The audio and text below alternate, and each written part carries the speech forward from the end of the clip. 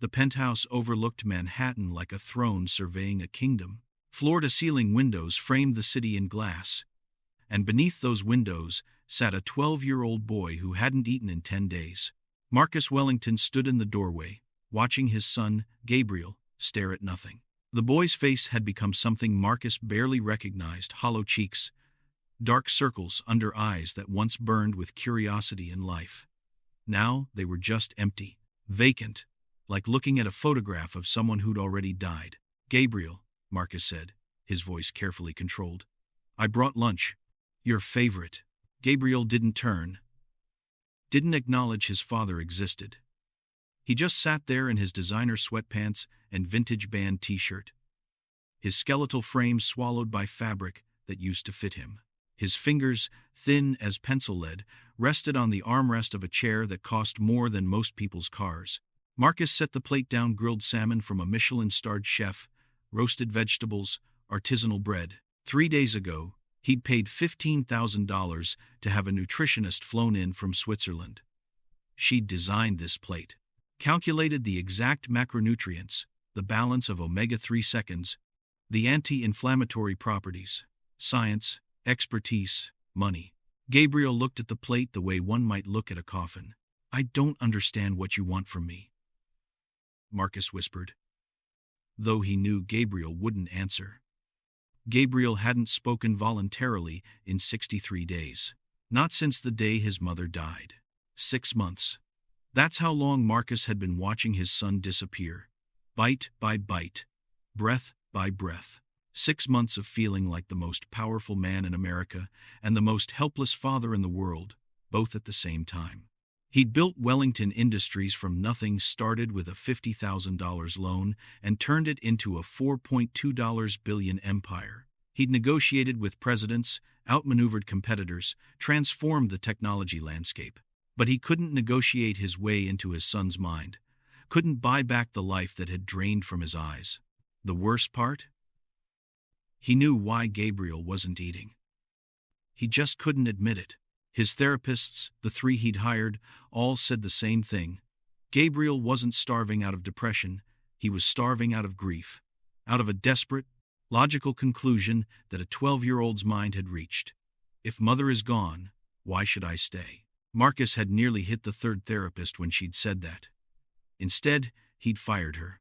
Now, standing in this penthouse that felt more like a mausoleum every day, Marcus thought about Victoria, his wife. Gabriel's mother, the woman who'd filled these rooms with laughter, who'd insisted on family dinners despite his schedule, who'd held Gabriel when he was sick, who'd made him feel like the most important person in the world. Gone. In 4 seconds, an aneurysm, a collapse, an ambulance, a hospital, and then nothing. Marcus had been in a board meeting when it happened. He'd gotten the call from their housekeeper, Mrs. Rodriguez, her voice shattered into pieces. He remembered driving home in a $200,000 car, thinking about quarterly earnings reports. He remembered stepping into the penthouse and finding his wife dead in the foyer, and his son, his beautiful, brilliant son, standing over her body, screaming.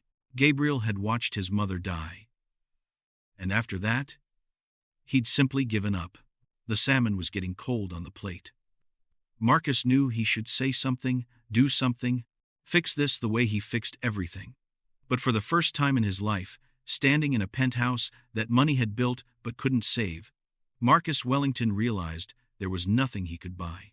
He turned to leave, then stopped. "I love you, Gabriel," he said quietly. "I know you can't hear me anymore, but I need you to know. I love you. And I'm not ready to lose you." Gabriel's fingers twitched on the armrest. For half a second, Marcus thought his son might respond, might speak, might choose to stay. But Gabriel just turned his face back toward the window, back toward the void that had become his home. And Marcus closed the door, wondering how much longer his son would last, wondering if he was about to lose the only person he'd ever truly loved, the way you're supposed to love someone completely, desperately, without any expectation of return. He didn't know that in 3 days, help would arrive from the last place he'd ever expect. He didn't know that a woman with almost nothing would show him how to save everything that mattered. All he knew, standing in the hallway outside his son's room, was that he was drowning, and nobody could see it. The employment agency had sent their most experienced candidate. 47 years old, impeccable references, worked for 3 prominent families in Manhattan. Mrs. Rodriguez had conducted the interview personally, and by all accounts, Amara was exactly what the Wellington household needed. Marcus barely registered her arrival. He was on a conference call with Tokyo when she came through the service entrance, a single suitcase in hand. Mrs. Rodriguez showed her to the staff quarters, a suite nicer than most people's apartments, and that was the last Marcus thought about the new hire. The first week, Amara was invisible. She cleaned, organized, maintained the machinery of the penthouse with quiet efficiency. She prepared meals that went uneaten. She cleaned dishes that had never been touched. She moved through the apartment like a ghost haunting her own life. It was on the 8th day that Mrs. Rodriguez found her standing outside Gabriel's door. "You can't go in there," Mrs. Rodriguez said, not unkindly. "Mr. Wellington is very specific about." "I know," Amara said quietly. She was staring at the door like it was a portal to another world. "I just wanted to stand here for a moment." Mrs. Rodriguez frowned. "Why?" Amara didn't answer immediately. When she did, her voice was so soft it was almost a whisper. "Because I know what it sounds like when a child is disappearing." Mrs. Rodriguez's face softened. She'd been with the family for 16 years. She'd raised Gabriel when Marcus was always at the office. She'd held Victoria's hand when she first got pregnant. She'd washed the blood off the marble floor the day Victoria died. "You lost someone," Mrs. Rodriguez said. "It wasn't a question." "My mother," Amara replied. "When I was 14, something shifted in Mrs. Rodriguez's eyes. She opened her mouth, then closed it. Then she told Amara everything. About Victoria. About the aneurysm. About Gabriel's descent. About the doctors and the therapists and the medications and the money, so much money spent trying to reach a boy who decided that living hurt too much." Amara listened without speaking. Her hands were clasped in front of her, her jaw tight. "Have any of them asked him why?" Amara asked finally. "Why he stopped eating?" "Yes. Has anyone asked him why he wants to die?" Mrs. Rodriguez swallowed hard. The therapists had theories. Depression, trauma, complicated grief. But asking Gabriel directly? Speaking the words out loud? "Mr. Wellington doesn't want anyone to." "I know," Amara said. "Fear. When we're terrified, we think control is the same as safety. But it's not. Control is a cage. And that boy is dying in a cage of his father's fear." Mrs. Rodriguez had never heard her speak more than 2 sentences at a time. Now Amara was speaking like someone who understood something most people spent their whole lives never learning. "What would you do?" Mrs. Rodriguez asked. Amara looked at the door for a long moment. Then she looked at Mrs. Rodriguez. "Sit with him. Not to fix him. Not to force him to eat.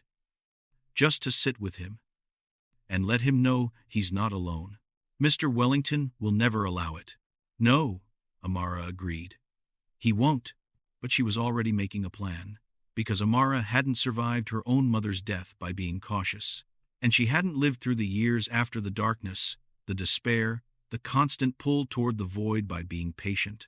She was about to do something that could cost her this job, her income, her stability. Something that went directly against her employer's explicit instructions.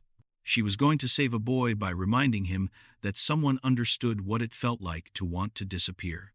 That night, after Marcus locked himself in his office and Mrs. Rodriguez went home, Amara made a decision that would change everything. She knocked softly on Gabriel's door. Gabriel didn't respond to the knock. Amara hadn't expected him to. She pushed the door open slowly. The room was exactly as she'd imagined, expensive, sterile, a shrine to wealth that couldn't buy happiness. A king-sized bed with Egyptian cotton sheets. A gaming setup worth more than her annual salary. Walls decorated with posters of bands and artists. A bookshelf full of novels Gabriel had stopped reading months ago. Windows that overlooked the entire city, all that beauty and life and possibility. And in the corner, curled up in a chair facing away from the window, was a boy who'd turned his back on all of it. Gabriel didn't turn around at the sound of her footsteps. Amara sat down on the edge of the bed, far enough away to seem non-threatening, close enough to be present. "My name is Amara," she said quietly. "I'm the new housekeeper. And I'm going to tell you something nobody else in this house will tell you. Because they're all too afraid." Gabriel's shoulders tensed. "Not much, but enough." "Your father is drowning," Amara continued, her voice steady. "And you're trying to drown too, but you're doing it in opposite directions. He's drowning in work and control and the belief that if he just tries hard enough, he can prevent you from dying like your mother did. And you're drowning because you think the only way to stop hurting is to follow her." Gabriel made no movement, no sound, but his breathing changed. Faster. Like her words had found something in him that was still alive, still listening. "I know because I did the same thing," Amara said. "When I was 14, my mother died. Not quickly like yours. She died slowly, over 3 months, from cancer. And I watched her fade, and I thought, if she can't live, why should I?" Now Gabriel turned, just slightly. His eyes, hollow as they were, flickered in her direction. "So I stopped eating too," Amara continued. "I got down to 80 pounds. My grandmother found me one morning barely conscious. And you know what she did?" Gabriel didn't answer, but he was waiting. "She sat with me. Not in a hospital, not with doctors and medications, not trying to make me eat.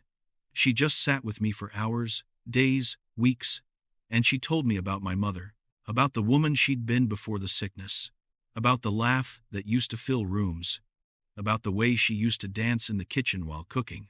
Amara's voice cracked slightly. "And my grandmother told me something I didn't believe then, but I know now is true. My mother didn't leave me because she wanted to. She left because her body gave up. But I was choosing to leave, and that was different." Gabriel turned fully toward her now. His eyes were wet. "Did it stop hurting?" he whispered. His first words in 63 days. His voice sounded like dry leaves. "No," Amara said. "It still hurts. It hurts right now, talking about her. But the hurt is different now. It's not trying to kill me anymore. It's just remembering. And remembering is how we keep the people we love alive inside us." Gabriel looked down at his skeletal hands. "Dad doesn't understand. Your father is terrified," Amara said.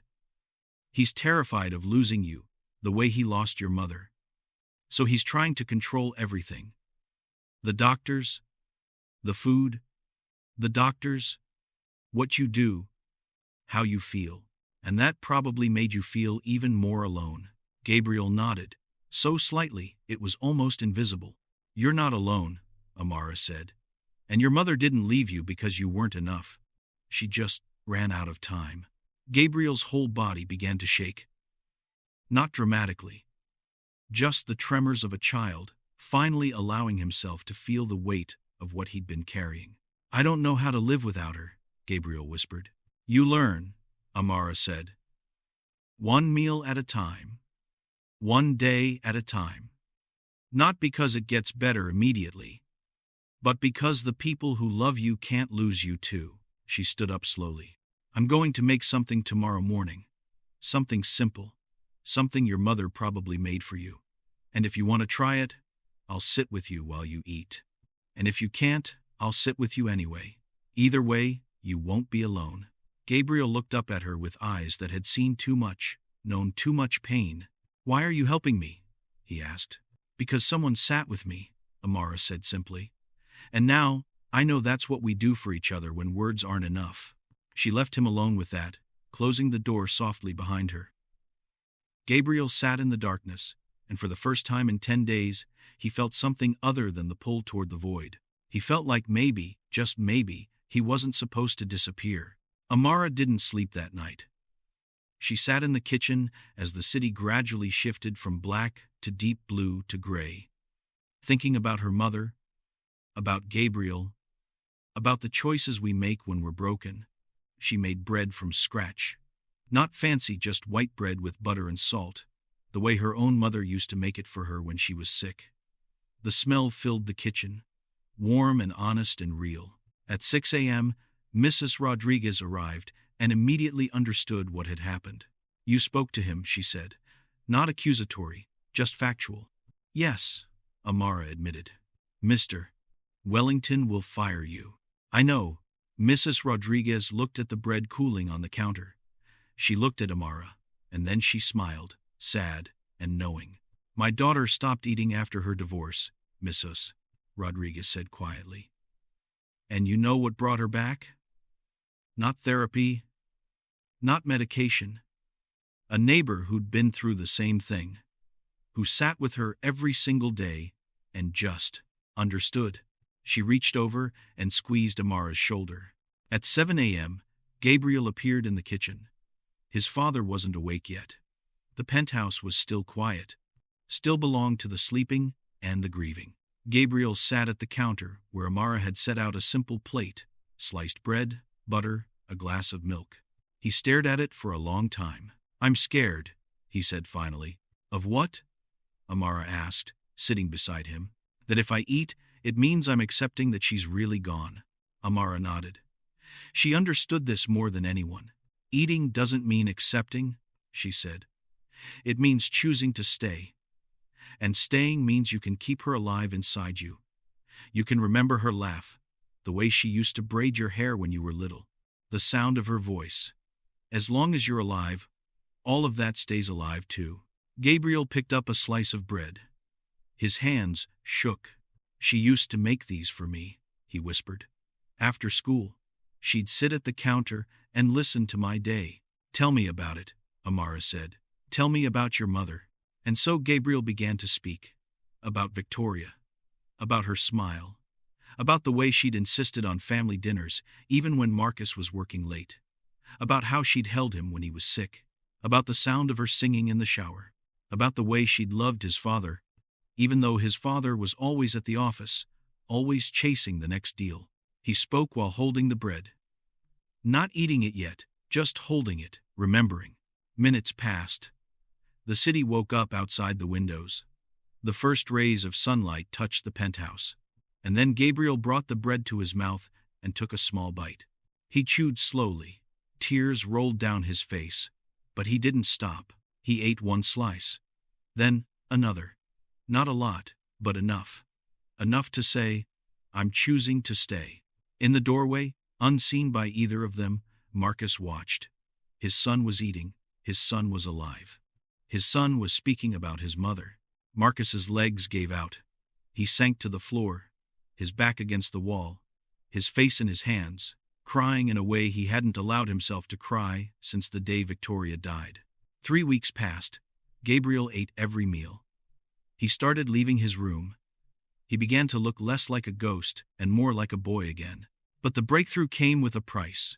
One afternoon, Gabriel asked Marcus to sit with him, father and son, alone in the living room, overlooking Manhattan. "Why did you stop coming to see Mom when she got sick?" Gabriel asked quietly. Marcus felt like the floor had disappeared beneath him. "What?" he said, though he understood perfectly. "Last year, when her headaches started getting worse. You weren't here. You were in California or Tokyo or somewhere. And Mom was scared, and you weren't here." Marcus's throat closed. It was true. He'd been too busy, too important, too convinced that the company needed him more than his wife needed him present. "Gabriel, and after she died," Gabriel continued, his voice trembling with a hurt that had been locked inside him for 6 months. "You weren't here for me either. You were here, but you weren't. You were so scared of losing me that you pushed me away. You left me alone with this." Marcus couldn't speak. The words were true, every single one of them. "I thought you didn't want me anymore," Gabriel whispered. "I thought that's why you were always working. That you'd decided losing Mom meant you didn't have to love me anymore." Marcus made a sound like something breaking inside him. He crossed the room and pulled Gabriel into his arms, and for the first time since Victoria died, he let himself break completely. He wept like a man whose entire foundation had crumbled. Because it had. Everything he'd thought mattered. The company. The empire. The money was meaningless against this. The realization that while he'd been trying to save Gabriel's life, he'd been destroying his son's will to live. "I'm so sorry," Marcus gasped. "Gabriel, I am so sorry. You are the most important thing in my entire life. And I failed you. I was drowning, and instead of letting you help me, I drowned you with me." Gabriel held on to his father, his thin arms tight around Marcus's shoulders. "I don't want to die anymore," Gabriel said. "Not since Amara made me understand that Mom didn't leave because of me." They sat together as the afternoon light shifted across the penthouse. And Marcus made a decision in that moment, a decision that would change the trajectory of his life forever. He called his CEO and told her to run the company. He transferred his operational duties to people he trusted. He cut his work hours in half, then cut them again. He told board members that if they didn't like his priorities, they could replace him. Some did, but most understood, because most of them had children.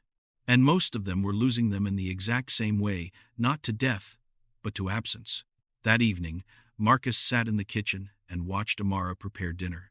He didn't know what to say. How to thank someone for saving your son when you couldn't save him yourself. How to admit that a woman he'd hired to clean had done more for his family than his own hands ever could. Finally, he spoke. "Thank you," he said. "I don't have words for—" "You don't need words," Amara said quietly. "You just need to keep choosing to stay. Keep choosing to be present. That's all Gabriel needs. That's all any of us need." And Marcus understood that Amara wasn't just talking about Gabriel anymore. She was talking about families everywhere. Families torn apart by ambition and fear, and the mistaken belief that providing money was the same as providing love. He thought about the viewers who might be watching this story unfold. The fathers and mothers who were drowning just like he had been. The children who felt abandoned even though their parents were physically present.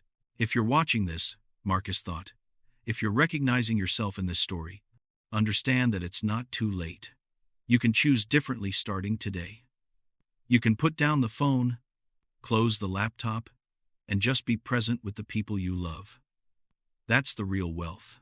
That's the only thing that actually matters. And if this story has shown you that, if it's resonated with something true inside you, I'm asking you to share it. Not for me, but for everyone who needs to know that being present is more valuable than being successful. But there was something deeper, something Gabriel hadn't revealed yet, something that even Amara, with all her wisdom and understanding, didn't know. Gabriel had been keeping a secret so painful that he'd buried it beneath his refusal to eat, beneath his silence, beneath the wall he'd built to protect himself from the truth. 2 weeks into his recovery, after he'd been eating regularly and speaking again, after the initial breakthrough had softened into something sustainable, Gabriel asked Amara to take a walk with him. They went to Central Park, just the two of them. Gabriel moved slowly, still weak from 10 days of starvation and 3 weeks of rebuilding. But his eyes were clearer than they'd been in months. "Before Mom died," Gabriel said as they walked along a quiet path, "she told me something. Something she'd never told Dad." Amara waited. "She was sick," Gabriel continued. "For longer than we told people. The headache started 1.5 years ago. She got scans. They found something. A shadow. The doctors said it might be nothing, might be a tumor. They needed to monitor it." Amara's hand found Gabriel's, squeezed gently. She didn't tell Dad because she thought he'd worry too much. She knew he'd want to take over, control every doctor, research every treatment, and she said that would drive her crazy. So she decided to monitor it quietly, just with her own doctors. They walked in silence for a moment. "The day she had the aneurysm," Gabriel whispered. "I heard her telling one of her friends on the phone that the shadow had grown. She said the doctors wanted her to have surgery, but she was scared. She was really scared." Gabriel's voice broke. "And I was in the other room playing video games. And I was angry at her, because she wouldn't come downstairs and play with me. I was angry. That's what I was feeling when she died." Amara stopped walking and pulled Gabriel into her arms. "Oh, baby," she whispered. "That's what this was really about, wasn't it?" Gabriel nodded against her shoulder. his whole body shaking. I think about if I'd gone to her. If I'd said sorry, or asked her what was wrong, or just spent time with her instead of being angry. Maybe I could have been there when it happened. Maybe I could have helped her. Maybe you couldn't have prevented it, Amara said firmly. A grown woman's aneurysm isn't a child's responsibility. Gabriel, your mother had a medical emergency. There was nothing you could have done. But I was angry at her, Gabriel sobbed. The last time I was really with her, I was angry. Listen to me, Amara said, pulling back to look at him in the eye. You were a child. You had no way of knowing. And I promise you, your mother knew you loved her. I promise you that. How can you promise that? Because parents know, Amara said. Even when children are angry, parents know it's the anger of love. Your mother wasn't thinking about your anger when she died. She was probably thinking about how much she loved you. How she always loved you. Even when you were upset with her. Gabriel cried until he had nothing left. And Amara held him. This boy, who'd nearly died, not from depression, but from guilt. Guilt and the mistaken belief that if he disappeared, it might somehow balance the scales.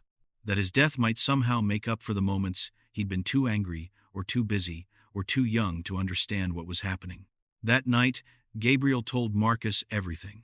And Marcus, instead of trying to fix it or minimize it, or help Gabriel move on quickly, did something harder. He sat with his son and admitted his own guilt. I was working the day your mother died, Marcus said. I'd been working the day her symptoms got worse. I wasn't there for her, and I wasn't there for you. And if I'm being honest, I was angry at her for getting sick, because it meant I had to rearrange my schedule. I was angry at her on the day she died, and I never got to apologize. Father and son held each other. Two people who'd been drowning in different ways, finally understanding that they didn't have to drown alone. A month after Gabriel's breakthrough in the park, Mrs. Rodriguez came to Amara with urgent news. Marcus wanted to see her. Alone. In his study, Amara's stomach dropped. This was it. This was the moment he'd discovered what she'd done. The fact that she'd disobeyed his explicit instructions, gone into Gabriel's room without permission, violated the boundaries he'd so carefully constructed. She walked upstairs slowly, preparing herself for dismissal. She'd saved Gabriel's life, which meant she'd likely lose her job. The math was simple, clean, inevitable. Marcus sat behind an enormous desk made of mahogany. The study was all dark wood and leather, everything expensive and cold. He gestured for her to sit. I know what happened, he said without preamble. I know you went into Gabriel's room against my wishes. I know you told him things I explicitly told everyone not to discuss with him. I know you went directly against my instructions. Amara sat straight, waiting for the firing. And I owe you the deepest apology of my life, Marcus continued, because everything you did saved my son, and I almost prevented it with my fear and control. He stood up and came around the desk. For a moment, Amara thought he might fire her. Instead, he extended his hand. I'd like to offer you a permanent position, he said. Not as a housekeeper, as Gabriel's mentor, his counselor, his therapist. Officially, if you'd like to pursue that certification, I will pay for your education if you want it. I will give you whatever you need. Amara's eyes filled with tears. I don't want your money, she said quietly. I know, Marcus said, and he smiled. That's exactly why I'm offering it. He told her about the company restructuring, about how he'd step back from operational duties, about how the business was running better than ever, without him micromanaging every detail, about how Gabriel was eating regular meals now, asking questions about going back to school, talking about his mother with sadness, but without despair. I realized something, Marcus said, sitting back in his chair. I thought my job was to provide for Gabriel, to give him everything money could buy. But what he needed was me. Present, messy, grieving, real. He looked at her intently. You gave him permission to be real, to feel his guilt and his anger and his grief without trying to fix it immediately. You gave him what I couldn't give him, the gift of being witnessed in your pain, without judgment. Amara realized in that moment that Marcus wasn't asking her to stay as an employee. He was asking her to stay as family. 6 months later, Gabriel walked into his new school. It was a private academy. Expensive, like everything else in his life. But Marcus had chosen it specifically because it had a grief support program. Because Marcus had finally learned that throwing money at problems wasn't the solution, but using money thoughtfully to support real healing could change everything. Gabriel still had dark days. Days when the grief hit unexpectedly. When he'd catch a smell or hear a song and remember his mother so acutely that he had to excuse himself to cry. But he also had light days. Days when he laughed with genuine joy. Days when he thought about Victoria and smiled instead of sobbing. Amara had officially enrolled in a graduate program to become a licensed therapist. She continued living in the penthouse, but now it was less of a servant's quarters and more of a home. She ate meals with Marcus and Gabriel. She attended Gabriel's school events. She was becoming, in all the ways that mattered, part of the family. One Sunday morning, the three of them made breakfast together, a ritual that had started with simple bread and had evolved into something more. Gabriel cooked eggs while Amara made toast and Marcus handled the coffee. They worked in comfortable silence, the kind that only comes after people have been through fire together and emerged on the other side. "I've been thinking about something," Gabriel said as they sat down to eat. "I want to start a support group at school, for kids who've lost parents, or who are grieving." Marcus and Amara exchanged a look. "That's beautiful, Gabriel," Amara said. "What made you think of it?" "Because I almost died," Gabriel said simply. "Because I didn't know anyone else who understood. If there had been other kids like me, kids who were thinking about following their parents, maybe I wouldn't have felt so alone." Marcus reached over and squeezed his son's shoulder. "Your mother would be so proud of you," he said. And Gabriel didn't cry this time. He just nodded, because he was learning to carry his grief without letting it carry him. 1 year after Amara arrived at the penthouse, Gabriel stood at a podium in front of his entire school. He was 13 now, no longer skeletal, no longer hollow-eyed. He was a boy who'd chosen to live, and that choice showed in every cell of his body. "My mother died a year and a half ago," he said to the assembly. "And about a year ago, I decided I didn't want to live anymore. Not because of depression or illness, but because I thought the only way to stop hurting was to follow her." The auditorium was completely silent. "I was eating, drinking, and within a few months, I was so weak that my body was literally dying. And if someone hadn't sat with me not to fix me, but to understand me, I probably wouldn't be standing here today." Gabriel paused, looking out at the faces in the crowd. Some were crying, some were very still. "The thing I've learned is that grief doesn't get smaller just because we ignore it. It gets bigger. It eats us from the inside until we're just shells of people. But there's another way. There's choosing to be present with our pain instead of trying to run from it. And there's letting other people be present with us."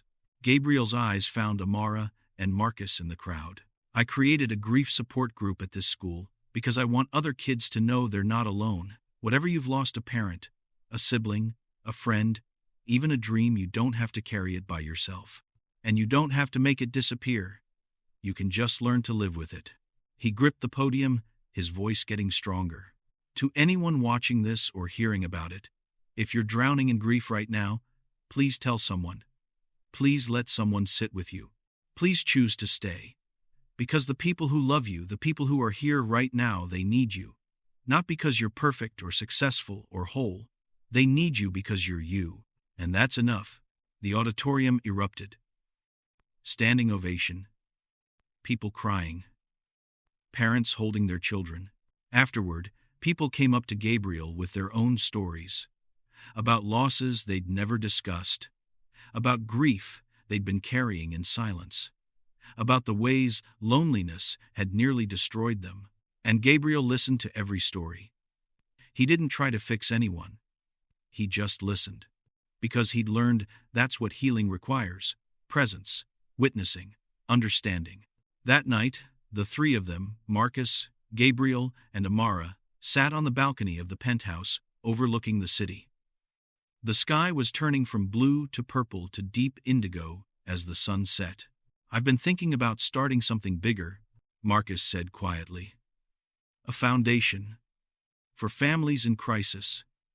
Not just financial help, but actual counseling, mentoring, programs that help parents and children who've been separated by grief or trauma or loss."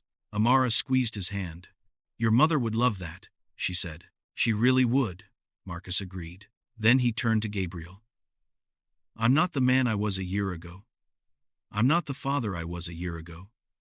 I'm still learning. But I'm here now, and I'm staying." Gabriel nodded. He understood that his father's words were more than just a promise. They were a recognition of what almost happened. What could have happened if Amara hadn't walked into their lives. "Before you stop watching, I need to say something directly to you.